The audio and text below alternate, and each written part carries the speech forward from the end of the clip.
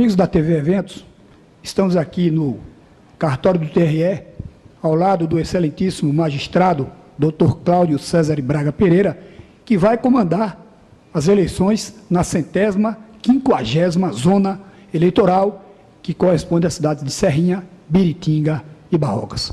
Primeiro, doutor Cláudio, é um prazer, nós já o conhecíamos, mas é uma satisfação recebê-lo aqui pela primeira vez na TV Eventos, e eu queria que o senhor falasse da expectativa para essa eleição de amanhã. Boa noite. Boa noite. Eu agradeço a oportunidade de ter contato com o eleitorado de Serrinha, e a expectativa é que os trabalhos ocorram normalmente. Apesar das dificuldades que sempre ocorrem, porque escassez de material, escassez de recursos, escassez de pessoal, mas, felizmente, com o esforço dos servidores da Justiça Eleitoral, de voluntários, está tudo programado, está tudo bem, as tarefas bem distribuídas, e a expectativa é de que amanhã tudo ocorra bem. Esperamos contar com a colaboração do eleitorado, porque, na verdade, é o eleitor, a eleição é do eleitor, é ele que vai fazer a escolha, a gente espera que o eleitorado colabore e, sobretudo, nos ajude a que a eleição transcorra sem problemas. E, para isso, também precisamos da ajuda dos candidatos das 3 cidades. Doutor, evidentemente nós conversávamos aqui um pouco antes e, não entrando ainda propriamente na eleição, o senhor nos dizia que já está há 2 meses em Serrinha. O senhor está substituindo a doutora Luísa Elizabeth, que está em licença maternidade. O senhor, quanto tempo mais ou menos o senhor ainda vai ficar para Serrinha? Bom, não há uma previsão, digamos, mínima, máxima até o retorno dela, que deve acontecer em janeiro ou fevereiro. Mas a minha permanência aqui depende, na área civil, na área criminal, que é onde eu estou respondendo, do Tribunal de Justiça, e no TRE e na Justiça Eleitoral do TRE. Mas certamente não deve passar de janeiro, fevereiro, que é quando está previsto o retorno da doutora Luísa, que é a juíza titular. Nós, já sobre a vara-crime, Serrinha é uma cidade que está aí conhecida na Bahia inteira por ter um volume muito grande de processos. Na vara civil, principalmente, falta de servidores, falta de magistrados e uma série de coisas. Vem um fórum novo, eu acredito que a coisa vai melhorar. Lá na vara-crime, doutor, como é que está a coisa? Está sob controle? O senhor também está muito assoberbado? A vara-crime de Serrinha, ela tem peculiaridades, principalmente em razão do presídio. E isso nos gera uma demanda muito grande. Há a dificuldade própria da minha interinidade, porque eu estou aqui, inclusive, cumulando com outra jurisdição, que é a jurisdição da qual eu sou titular, que é em Salvador. Eu tenho, por conta da minha unidade lá em Salvador, não tenho uma demanda muito grande. Aliás, a demanda que tem está perfeitamente administrável, porque eu não tenho um passivo, mas a gente tenta, na medida do possível, e, sobretudo, dar atenção aos processos prioritários, que são processos de réus presos, processos de menores, mas é a expectativa de que até o fim do ano venha mais algum juiz para auxiliar nos trabalhos de Serrinha. Agora, vindo para a eleição mesmo, doutor, evidentemente que as eleições para prefeito e vereador, elas mobilizam mais as atenções, e aí os ânimos ficam mais acirrados. O senhor está com sua equipe toda preparada, tudo pronto para o pleito desse domingo? Nós estamos preparados e preocupados. Essa questão do acirramento que você colocou é perfeita. Os ânimos estão bastante acirrados nas cidades, não é apenas em Serrinha, Barrocas e Biritinga também. Essa questão que você colocou da proximidade, pelo fato de ser eleição municipal, acirra os ânimos. Então, nós estamos preocupados, nós temos conversado bastante, com frequência, com o pessoal, com o comando da Polícia Militar, para que as coisas ocorram da forma mais tranquila possível. A gente costuma dizer que nós nos preparamos para o pior, torcendo para o melhor. O comando da Polícia Militar nos assegurou que todo o seu efetivo vai estar em atividade. São várias as tarefas, não é apenas a tarefa da segurança das pessoas, mas nós temos que nos preocupar com a segurança das urnas, com o transporte das urnas. Tudo isso envolve uma logística muito grande, de servidor e de segurança. Nós esperamos que a população colabore. Uma coisa que eu gostaria de pedir à população, ao eleitorado das 3 cidades, é que, considerando que nós vamos ter concomitantemente tanto a eleição tradicional como a eleição pelo sistema biométrico, que demora um pouco mais, eu peço ao eleitorado que chegue cedo, que tenha paciência, porque é um processo de aprendizado, vai ser a primeira vez aqui, mas que tenham paciência e que nos ajude a que a eleição transcorra com tranquilidade. Doutor, evidentemente que, nesse tempo, com essas medidas na última reforma eleitoral, nessa mini-reforma, algumas proibições aconteceram, doações de empresas para candidatos, salário para partido, e esvaziou o bolso dos candidatos.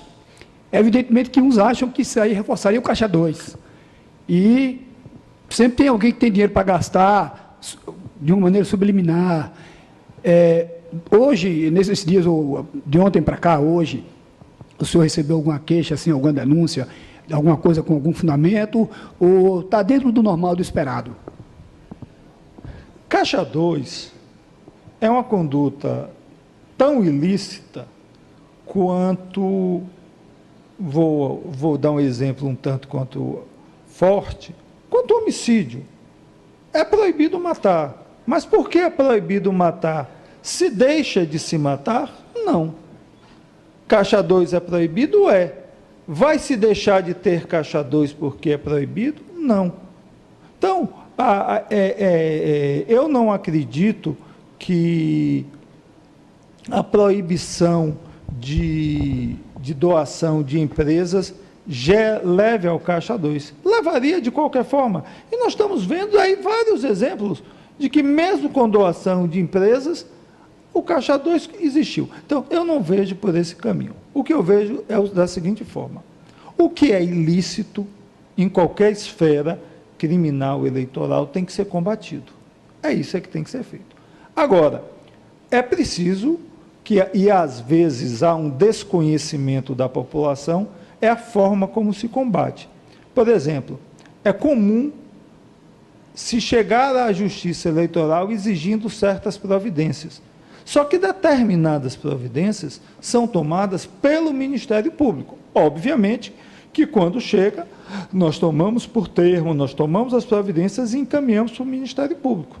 Então, nem sempre nós podemos agir na forma como o eleitor, o candidato, a coligação espera, porque algumas dessas tarefas cabem ao Ministério Público.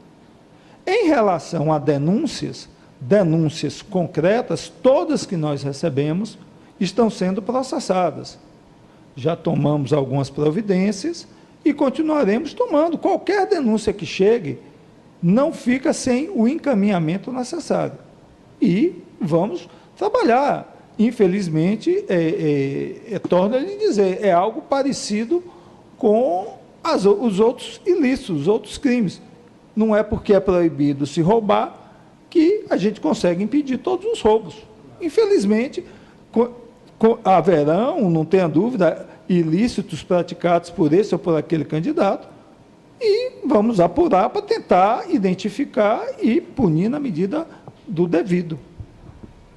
Para a gente concluir nossa entrevista, doutor Cláudio, basicamente, porque evidentemente nós vamos aqui elencar todas essas medidas, porque demandaríamos muito tempo, mas basicamente, principalmente, o que o eleitor não deve fazer no dia da eleição para evitar maiores problemas, inclusive na área criminal. A primeira coisa que o eleitor não pode fazer, não apenas no dia da eleição, mas hoje, é não vender seu voto. Essa é a primeira regra. é não vender seu voto, é não trocar seu voto por nada. Porque é um agravante, O eleitor, além de praticar o crime, porque não é apenas comprar o voto que é crime, vender também é. O eleitor precisa saber disso, que o crime é duplo. Quem compra, pratica o crime, mas quem vende também pratica. Então, essa é a primeira regra. E segundo, que é a repercussão da venda do voto. O eleitor que vende seu voto, o candidato, já cumpriu sua promessa com antecedência. O eleitor que vendeu o seu voto não tem o direito de depois ir cobrar do candidato porque ele não cumpriu as promessas, porque ele já pagou antecipadamente. Então, o pior da venda do voto não é apenas a fraude à eleição, a corrupção do sistema eleitoral, é que o candidato eleito passa a não ter mais compromisso com nada. Eu já paguei, minha eleição já está comprada. Então, eu não tenho mais por que eu tenho que lhe dar satisfação da minha administração se eu já paguei? Então, essa é a primeira regra que o eleitor tem que ter certeza, é de que ele não pode vender seu voto. Não pode vender seu voto porque é crime dele e porque isso deslegitima o processo eleitoral e isso compromete a administração e compromete o seu direito de cidadão de reivindicar as promessas que o candidato, quem quer que seja, fez para ser eleito. É óbvio que ele não pode, na eleição, atrapalhar o serviço dos mesários, ele tem que ter um pouco de paciência. Os mesários são voluntários, estão ali sem ganhar um centavo, muitas vezes comprometendo o seu descanso. E é óbvio que o mesário, ele quer que a fila ande com rapidez, mas às vezes acontece intercalços, e aí atrasa. Então, tem um pouco de paciência, um pouco de tolerância. Tolerância não faz mal a ninguém. Outra coisa, a manifestação espontânea em favor do meu candidato, do seu candidato, isso é perfeita, não tem problema nenhum. O que nós não podemos fazer, o que o eleitor não pode fazer, é a manifestação ostensiva, no sentido de querer coagir alguém a votar, de fazer propaganda. A manifestação é livre, mas a coação, a intimidação, a abordagem, isso é proibido. E eu peço aos eleitores o seguinte: nós editamos hoje uma portaria, nós baixamos a portaria proibindo a venda de bebida alcoólica até às 21 horas. Por quê? Primeiro, os ânimos estão muito acirrados. A realidade é essa, os ânimos estão muito acirrados. É certo também que o álcool corta certos freios inibitórios que as pessoas têm. Então, a pessoa sob efeito de álcool perde o controle com muito mais facilidade. Quantas vezes a gente vê pessoas que nós jamais imaginaríamos que fosse fazer isso, que fosse fazer aquilo, faz porque está sob efeito de álcool. Então, bebida corta a prudência. Por que é que não se pode dirigir? Por isso, dentre outras coisas. Então, nós proibimos. Para quê? Para que nós tenhamos uma eleição mais tranquila. E outra coisa, nós não temos policiamento em quantidade suficiente para ficar fazendo batida em bar para ver quem está bêbado e quem não está. Então é melhor, e aí eu peço ao dono do estabelecimento, colabore com a democracia, colabore com sua cidade. Você vai lhe prejudicar financeiramente não vender bebida num dia de domingo? Eu não tenho dúvida que vai. Mas é o esforço que eu peço, a colaboração que eu peço, não para mim, mas para a cidade, mas para que as eleições possam ocorrer com tranquilidade, para que não haja nenhum incidente de violência. Essa tem sido, ao longo dos anos, a eleição mais violenta na história recente do Brasil. Só na Bahia nós já temos, salvo engano, 28 casos de homicídios. É um número alto. Então, tranquilidade é um preço que a gente precisa pagar. Então, eu estou pedindo ao eleitorado, não consuma. Estou pedindo aos donos de bares, não venda. Para quê? Para a nossa tranquilidade. Então, a minha preocupação é que nós terminemos a eleição amanhã, com tudo tranquilo. Quem ganhou, vá comemorar, ótimo, sem provocar quem perdeu. Quem perdeu, aceite a derrota, sem querer agredir quem ganhou. Porque eleição não dá para ganhar todo mundo. E o eleitorado escolheu. Então, livremente é o que eu espero. Então, é essa a minha expectativa. É de que a eleição amanhã possa ocorrer tudo bem. Da parte da Justiça Eleitoral, e eu posso lhe dizer que da parte da Polícia Militar, da parte da Polícia Civil, com quem nós estamos conversando, está tudo programado para ocorrer bem. Agora, a gente também está preparado para se algo fora da curva acontecer. Doutor Cláudio, prazer muito grande ter falado com o senhor aqui, os esclarecimentos necessários para a toda a população, não só de Serrinha, mas da região. E, finalizando nossa entrevista, lhe dando um abraço do seu amigo, nosso amigo, doutor Zé Reginaldo Nogueira, que mandou que eu agradeço essa facilitação que ele teve aí, desse acesso para conversar com o senhor, e nós lhe desejamos realmente um grande trabalho nessas eleições que transcorram, como o senhor disse, tudo bem, e a TV Eventos, os nossos internautas lhe abraçam e nos colocamos sempre à sua disposição. Um abraço. Zé Reginaldo talvez seja uma das pessoas que mais ame sua terra que eu conheço.